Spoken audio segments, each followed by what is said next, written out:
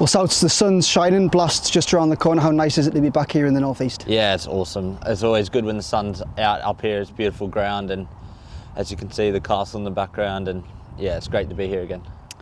Just tell us a bit about your winter. You had a stint at the CPL and then a bit of time at the ILT20. Just give us an overview of what you've been up to the last few months. Yeah, the last few months has been obviously a little bit more chilled after a busy winter. So yeah, end of the season went to CPL, and then I found myself in Nepal for 3 weeks as well, and then obviously off the back of Christmas went to the IL, which went right down to the wire, and we unfortunately missed out in the final there.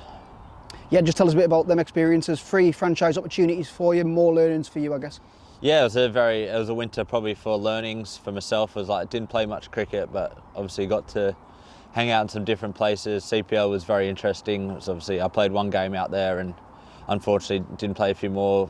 The injury replacement got fit quite quick, but that was interesting to go to a different country like Guyana, see what the CPL is about. Really makes it exciting. If I go well again, hopefully I can one day go back there. And then IL and Nepal. I've been to IL the season before. Nepal was an eye-opener as well. Different environment, different people, different culture. So yeah, it was quite interesting. Yeah, just how much do you enjoy these experiences, playing in new countries, meeting new teammates and new coaches? Yeah, it's like I said, sometimes it can be very difficult. Like you just pop in for 3 weeks and you're out in 3 weeks. But yeah, the opportunity to go and see these places, I think that's why when you play cricket as a kid, you kind of hope for these experiences, but you don't really know what they're like until you're a part of it. And obviously it makes you hungry to get back here especially and do well again, so it gives you more opportunities to experience stuff like that. Yeah, absolutely. I guess those games stand you in good stead for the upcoming Blast campaign. You've been around a few days or so, South. How's that been, getting back with the lads? Yeah, it's awesome. I seen the boys the other week back down in Hampshire when they were down south, so I always try to meet up with them when they're on the road a bit sometimes. But yeah, obviously them experiences obviously will help me again this year to hopefully go to another level and hopefully get us to where we want to do this season. Yeah, what have you been up to this week back working with Campbell? Yeah, we've been back. I think the boys have been obviously preparing for this 4-day coming up, but myself, I've just been doing my white ball stuff with the second team stuff. I think we've got a game coming up, a few games leading into the Blast to try to get into some rhythm and get stuck back into it all. Let's go back to last year's Vitality Blast campaign for Durham. Another really solid campaign for you, 19 wickets. You must have been pretty happy from a personal point of view where your Blast campaign was last summer?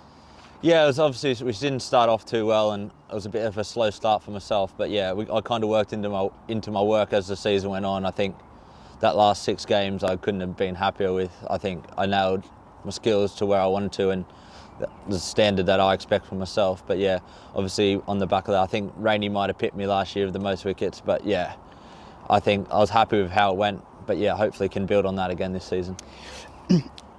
Yeah, I guess you joined Durham a few years ago on loan, and then that ended up becoming a permanent deal. Just tell us a bit how much you've enjoyed being around this group and playing T20 cricket, I guess, again, after a little bit of a tough time at Middlesex towards the back end. Yeah, I've obviously enjoyed my time really a lot here, I think the freedom that I've been given from Cambo and Northie just to do my own thing, but then obviously having the backing of Alex on the field has been a massive help for myself. So I think, yeah, just them allowing me just to be me and express myself in the way I want to do it, play my cricket. And Cambo challenged me when I first come here as how I wanted to bowl. Was it, did I want to be tight with the ball? Did I want to take wickets? And he said, I want you to take wickets. And then I think the last couple of years has gone hand in hand. The runs have been down and the wickets have come. So I think I've been grateful enough for them to give me, like I said, that opportunity to be free and allow me to play my game how I want to play my game. But as well as that, and I know cricket can be fickle and it can turn very quickly. But this group's amazing. I enjoy coming up to the northeast, and it's just a beautiful spot in the world. Yeah, you obviously travel between the north and the south. How does it feel when you come back? Does it feel like you've ever been away, or do you just walk in the changing rooms like you've been here all the time? Yeah, I think that's the best thing about this club is I can be away for months on end and then walk in, and it's just like slipping back in, putting a hand in your glove. So it's just been pretty easy. The boys are I always keep in contact with most of them most of the time around the year anyway. So yeah, it's pretty easy to come back into this group. They're pretty open and a very great group to be a part of. Let's go back to last year's performances as a whole from the side. Obviously, we reached the quarterfinals for the first time since 2018. You mentioned that slow start, but what was it about the team togetherness towards the back end of the competition that really got us over the line to get to the Oval? Yeah, I think it was just the belief in the group. Like, we kept believing what we were doing was right from the start. We wanted to play aggressive cricket. It might not have come off at the start, but we keep trying to push ourselves and challenge each other. I think that was always the message from Leesy and Cambo, is about keep challenging, keep trying to knock down them barriers and pushing thing. I think we spurred on a bit at the end. We knew we were in a bit of a shoot-off with Derby in the last game, so it was about turning up and playing a big game then. And then unfortunately, we were on the wrong end of a strong Surrey side at the Oval after a couple of months delay in the break. So, but that's something we're going to have to overcome this year if we want to go to finals there. Yeah, you mentioned Surrey there.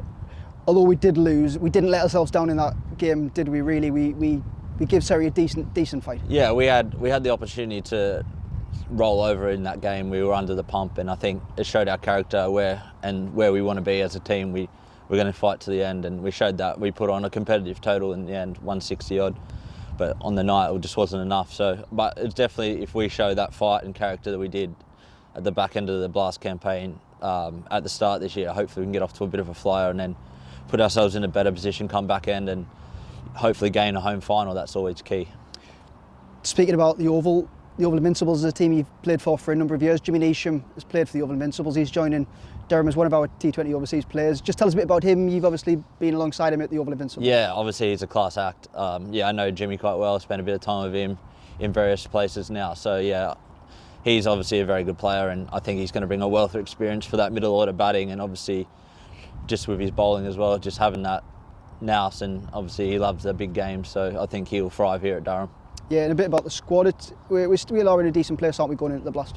Yeah, definitely. I think everyone hopefully can get up and running and be fit, so we've got plenty of players to choose from. But yeah, we're looking good. I think our signings this year have been what we need just to add to the squad as well. So obviously we've had AT and Dorsch over the last couple of years, and they've done a tremendous job for us to help us get where we did last year. But hopefully with these new signings we can go that one step further. And you must be looking forward to bowling again in tandem with Callum Parkinson? Yeah, it's always fun bowling with Parky. We feed off each other quite well. Bit of banter here and there and keep the energy high. But yeah, obviously we were a bit honest with ourselves last year. We thought we could have bowled better together at times. But yeah, we keep pushing each other and hopefully we can get the results. And just finally, South Blast is just around the corner. How excited are you to be back out there playing for Durham again? Yeah, I love coming here, playing at the Riverside. We're getting some good crowds the last couple of years, so hopefully can bring that winning feeling back to this place and hopefully have a great campaign.